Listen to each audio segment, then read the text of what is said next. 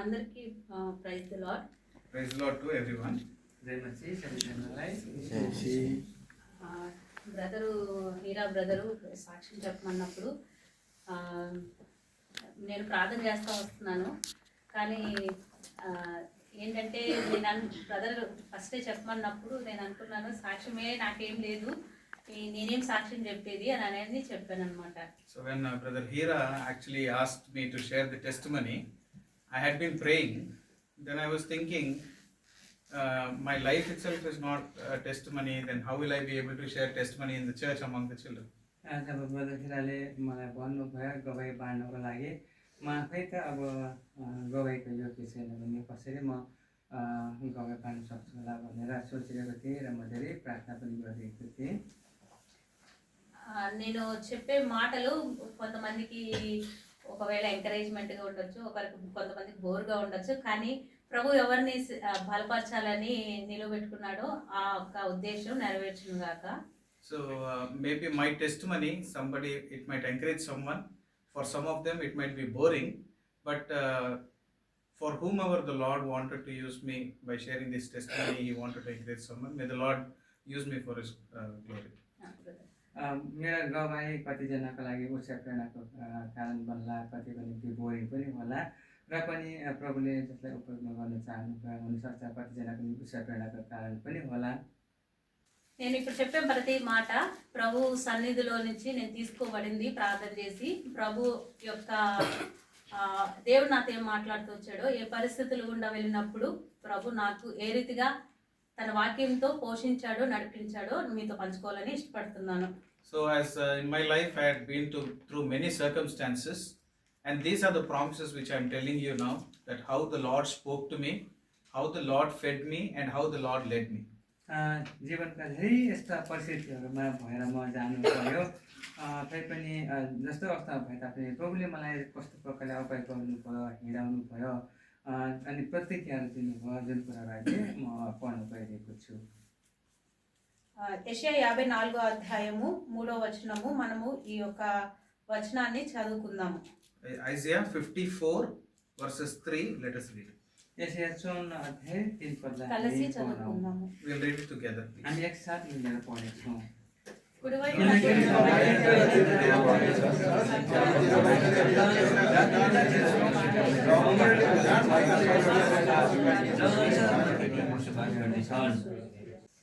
ఆ రీతిగానే హెబ్రీయులకు రాసిన పత్రిక 12వ అధ్యాయము యాక్చువల్లీ 1-3 వరకు, కానీ మనము వర్సెస్ 3 మాత్రం చదువుకుందాము. Hebrews chapter 12 verses 3, let us read. మీరు అలసట పడకయు మీ ప్రాణమును విసుకగయు ఉంటున్నట్లు పాపాత్ములు తమకు వ్యతిరేకముగా చేసిన తిరస్కారమంతయు ఓర్చుకొనిన ఆయనను తలంచుకొనుడి.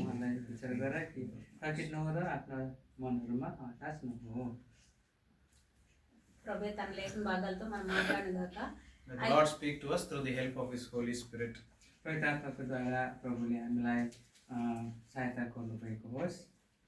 నేను ఒక క్రైస్తవ కుటుంబంలోనే జన్మిస్తూ వచ్చాను. I was born in a Christian family. म चाहिँ क्रिस्चियन घरानामै जन्मिएको हुँ. కానీ క్రైస్తవ్యానికి తగినట్లు ఏ మాత్రం నా ఒక బాల్య జీవితం నడవలేదు. But my childhood was never as a we did not live as a Christian family should live from my childhood. मेरो बचपनदेखि नै क्रिस्चियन परिवारमा भएका कस्तो प्रकारले जिउनु पर्ने थियो त्यो प्रकारले चाहिँ म जिरहेको थिइनँ. ఎందుకంటే నా చిన్ననాటి నుండే మాకు తల్లిదండ్రులు లేరు కాబట్టి నాకు ఒక తమ్ముడు ఉన్నాడు. మేము మా తాతయ్య అమ్మమ్మ వాళ్ళ దగ్గరే పెరుగుతూ వచ్చాము. Because from my childhood I did not have parents, so I had only my brother who was younger to me, and we grew up with our grandparents. अनि बचपनदेखि नै हाम्रा माता पिताहरू चाहिँ हुनुहुन्थेन र मेरो चाहिँ सानो भाइ थियो, अनि हामीहरू चाहिँ हाम्रा बाजेहरूसँग भएर हुर्केका हौँ. ఈ యొక్క ప్రయాణంలోనే మా అమ్మ కూడా చనిపోతూ వచ్చింది. In this life's journey, in between even my grandmother passed away. अनि यस जीवनको यात्रामा हाम्रो बोजू पनि बितेर जानुभयो. ఆ రీతిగా నేను దేవుడికి దూరం అయిపోతూ వచ్చాను.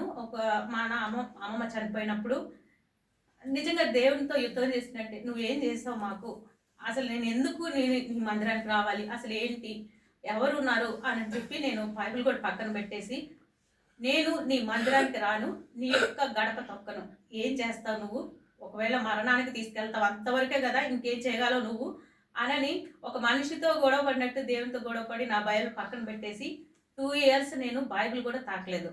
After my grandmother passed away, I actually fought with the Lord just like fighting with a man. I used to ask, if you are there, then what have you done for us in our life? So why I should come to your church? So what I did, I kept the Bible aside and I challenged with the Lord, telling that I will not come into your house. And for 2 years, I did not go to the church. अनि यस्तो प्रकारले जब प्रभुमा बजु उठ्नुभयो, त्यसपछि म मान्छेसँग लडे जस्तै परमेश्वरसँग लड्न गर्न थालेँ। यदि तपाईँ साँच्चैकै परमेश्वर हुनुहुन्छ भने अनि किन चाहिँ यस्तो गर्नुभएको त मेरो जीवनमा भनेर म कति बाइबल पनि एकखेप थन्काएर अनि मैले सहकारमा पनि म गर्दिनँ थिएँ। ఆ రీతిగా నేను దేవునికి చాలా వ్యతిరేకిని. In that way, I was very rebellious towards God. अनि परमेश्वरप्रति म यस्तो प्रकारले विरोधी भएर बसेको थिएँ। తర్వాత ఆ రోజు 31st night 2012 It was 31st December 31st night 2012. यो चाहिँ 31 डिसेम्बरको 2012 को यो समय थियो। అది ఎందుకు వెళ్ళినా కూడా నాకు తెలియదు, కానీ నేను వాగ్దానం తీసుకొని వచ్చేద్దామని వెళ్ళాను. కానీ తర్వాత ఏమైందంటే 12 గంటలకు వాగ్దానం ఇస్తారు కదా అని నేను అనుకున్నాను. కానీ 2 అయిపోయింది, 3 అయిపోయింది, 4 అయిపోయింది, వాగ్దానాలు ఇవ్వలేదు. ముందుకు జరగండి అంతా ప్యాక్ చేసేసారు. నేను రిటర్న్ రావడానికి లేకుండా, ప్లేస్ లేకుండా అయిపోయింది. So I thought that I will go take the promise and come back. I thought they will give promises at 12 o'clock, but they did not give the promises at 12. It became 1, 2, 3 and 4, but the message is still going on. They were telling, please move forward, and I was packed in between that I could not return back. अनि यस्तो भयो, म चाहिँ 12 बजे चाहिँ प्रतिज्ञा लिएर फर्केर आउँछु भनेर गएको थिएँ, तर 12 बजे चाहिँ मैले प्रतिज्ञा लिन सकिनँ। तर यस्तो प्रकारले त्यहाँ चाहिँ वचनहरू सेयर भइराखेको थियो अनि यस प्रकारले भरिँदै गएपछि अगाडि बढ्नु भन्न थाल्यो। वचन पनि जाँदै हुँदै गयो त 2-3 बजी सकेको थियो अनि म फर्केर आउन पनि सक्दिनँ थिएँ, बिचमा परेको थिएँ। అప్పుడు నేను వాగ్దానం తీసుకున్న తర్వాత ఇంకా లాస్ట్ ప్రేయర్ అయిపోయింది. అయిన తర్వాత మా టీచర్స్, మా అందరూ విశ్వాసులు అసలు నార్మల్గా నన్ను అందరూ పలకరిస్తుంటే నేను షాక్ అయ్యాను అనమాట. ఏంటి వీళ్ళు అసలు ఏం పట్టించుకోకుండా ఒక అంత ప్రేమను చూపెట్టడానికి ఏంటి కారణము అని నా హృదయంలో ఒక క్వశ్చన్ అయితే రైజ్ అయింది. Later I took the promise, and after the prayer meeting, all my church believers or the Sunday school teachers, they came and spoke to me so lovingly as if nothing had happened. I was really surprised. I was thinking that how can they show so much of love towards me? अनि yes प्रकारले प्रतिज्ञा लिइसकेपछि अन्तिम प्रार्थनापछि अनि धेरैजना विश्वासी जनहरू आएर मलाई भेट्न थाल्नु भयो। सबैजना विश्वासीहरूले नै यस्तो प्रेम देखाउनु भयो, यस्तो प्रकारको प्रेम देखाउनु भयो जस्तो मलाई केही पनि भएको छैन जस्तै गरी उहाँहरूले यति धेरै प्रेमहरू देखाउन थाल्नु भयो। ఆ రీతిగా నేను ఒకరోజు కాలేజ్ నుంచి వస్తుంటే మేము ట్రాక్ మీద నడుచుకుంటూ వచ్చేవాళ్ళము. ఒకరోజు నేను ఒక్కటే వస్తున్నప్పుడు మధ్యాహ్నము ఎవరో నన్ను పిలిచినట్టు, నా పేరు పెట్టి పిలిచినట్టు నాకు అనిపించింది. అక్కడ నేను తెలిసిన వాళ్ళు నా ఫ్రెండ్స్ తప్పితే ఎవరు లేరు. నిజంగా నా పేరు వసంత కాదు, వేరే పేరు. ఆ పేరు ఒక్కరికి, మా కుటుంబస్తులకు మాత్రమే తెలుసు, ఎవరికి తెలీదు. ఆ పేరు పెట్టి నన్ను పిలిచినప్పుడు నేను వెనక్కి తిరిగి చూసినప్పుడు ఒక ట్రైన్ అనేది దూసుకురావడం నేను చూశానన్నమాట. వితిన్ సెకండ్స్లో అది నన్ను రీచ్ అయ్యేది. ఆ పేరే నన్ను పిలవకపోతే ఈ రోజు ఈ దినము నేను నిలబడేదాన్ని కాదు. So one day I was returning back from college in the afternoon. I was walking on the railway track and suddenly I heard somebody calling my name. My name is actually not Vasanta, I have another name, and only my closest people know that name. But yet when I was walking on the track, I heard somebody calling my name from behind. When I turned back, I saw a train coming towards me. Within seconds it would have reached me. If that name was not called, I wouldn't have been here today sharing the testimony. अनि यस्तो भयो, अब आउँदा जाँदा हुँदै एउटा railway स्टेसनको ट्रेनको नजिकै म थिएँ अनि त्यो पटरीहरू हिँडिरहेको अवस्थामा अनि अचानक यस्तो प्रकारले मेरो नाम बसन्त भनिकन पुकार्यो, जबकि त्यो बसन्त नाम चाहिँ मेरो एकदम नजिकको मान्छेहरूलाई मात्रै थाहा थियो, अरूहरूलाई चाहिँ थाहा थिएन। अनि कसले अब त्यो बसन्त नाम भनेर पुकार्दैछ, अनि अब यताउति हेर्ने कोसिसमा थिएँ। अनि कसले चाहिँ बोलायो त मलाई भने यस्तो भएर फर्केर पर्दाखेरि ट्रेन त एकदमै सेकेन्डभरकै उसमा चाहिँ म चाहिँ ट्रेनले चाहिँ मलाई हान्ने जस्तो अवस्थामा रहेछ, र पनि फेरि पनि त्यो पलभरमै म चाहिँ सेकेन्डभरमै म बचेँ। यदि मलाई त्यो दिन बसन्त भनेर कसैले त्यो आवाज नआएको भए आज त कक्षाले मैले गौरव पार्न सक्ने थिइनँ। ఇప్పుడు నేను చనిపోయి ఉంటే ఏమైపోదును, ఖచ్చితంగా నేను నరకానికే వెళ్ళిపోతాను కదా అని అనిపించింది. So then I had a fear in me. I thought, what will happen to me if I would have died? If I would have died, I would surely have gone to hell.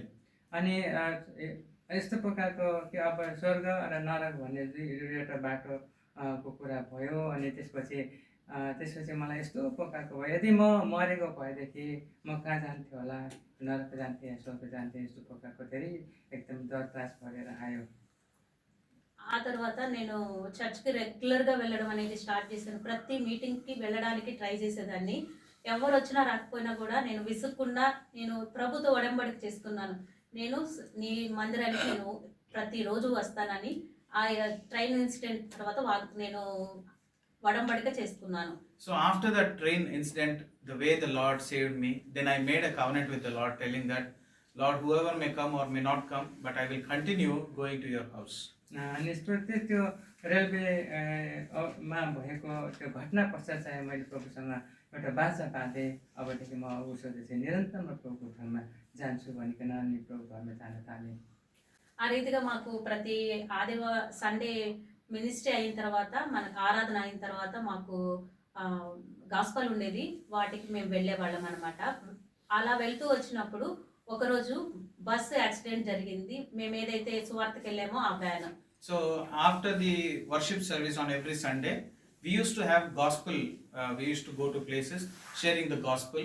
And one day when we went for the gospel, our church bus met with an accident. अनि आराधनाको प्रत्येक आराधनाको सेवा पश्चात चाहिँ हाम्रो सुसमाचार प्रचार हुन्थ्यो। अनि एक दिन चाहिँ त्यो सुसमाचार प्रचारमा गएका थियौँ र हाम्रो बसको चाहिँ एक दिन चाहिँ दुर्घटना भयो त्यो सुसमाचार प्रचार सेवामा जाँदा हुँदै। అది ఈ యొక్క బస్ యాక్సిడెంట్ నా జీవితాన్నే కాదు, నా యొక్క దేవుని మీద ఉన్న ఒక ఆ చెడు అభిప్రాయాన్ని కూడా తీసివేస్తూ వచ్చింది. So this bus accident not only changed me, but also changed my opinion or my thinking towards God. अनि यो बस दुर्घटनाले मलाई मात्रै परिवर्तन गरेन, म मात्रै बचेको मात्र होइन, तर मेरो सोच र विचारहरू पनि सबै परिवर्तन भएर गयो। నేను అనుకున్నాను ఎంతమంది చనిపోయి ఉంటారో, నేను అనుకున్నాను అది ఆ బస్సు గాల్లోకి ఎగిరినప్పుడు, ప్రభా నాకు కానీ ఏదైనా పడి ఇరిగితే నాకొద్దు ప్రభా ఈ జీవితం, నువ్వు తీసేసుకో, లేదు అంటే నేను నీ కొరకు నమ్మకంగా జీవిస్తాను, బ్రతుకుట క్రీస్తే అని జీవిస్తాను ప్రభా అని నేను మనసులో అనుకున్నాను. So when the bus was falling from the cliff, it was falling down, I was thinking in my heart, Lord, if I become handicapped, I cannot survive in this world. So rather than becoming like this, Lord, you take my life. But if you save me, I told that the Lord, if you save me, that I will live for you.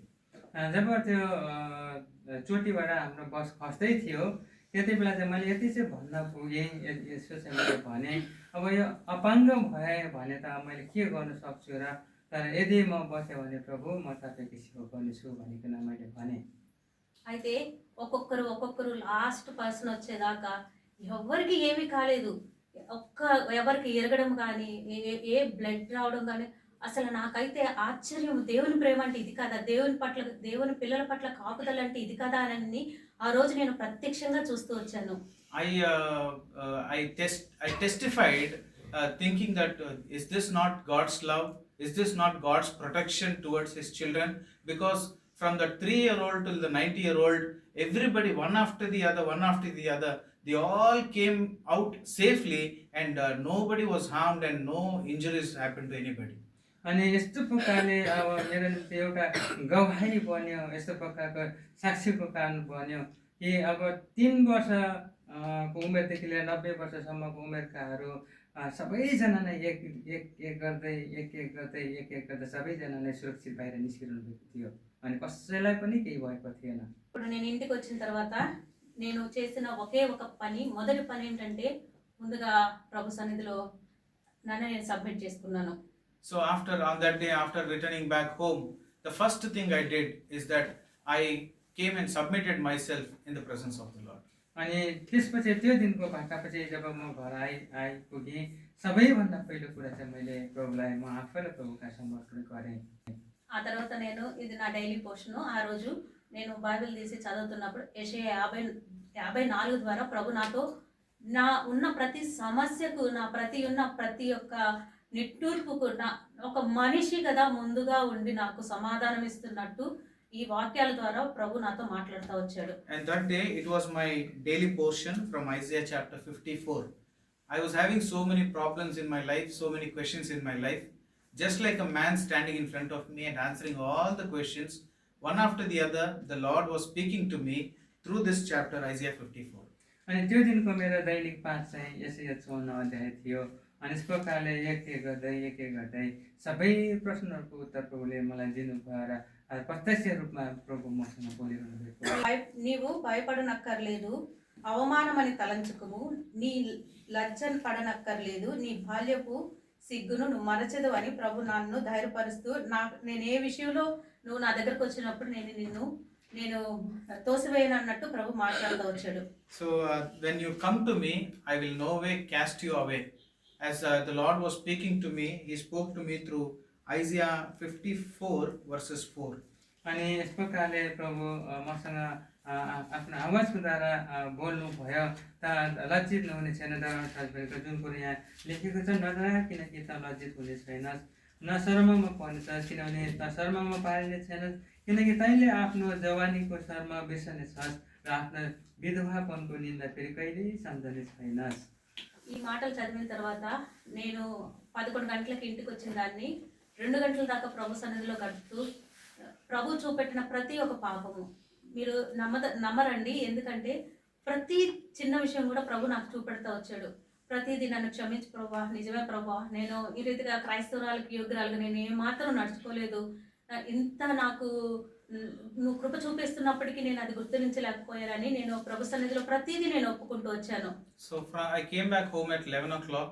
From 11 o'clock to 2 o'clock, I was in the presence of the Lord, and the Lord was showing me all my sins one after the other, and I was truly confessing in the presence of the Lord, telling, yes Lord, you have shown me so much of grace, but I never accounted it.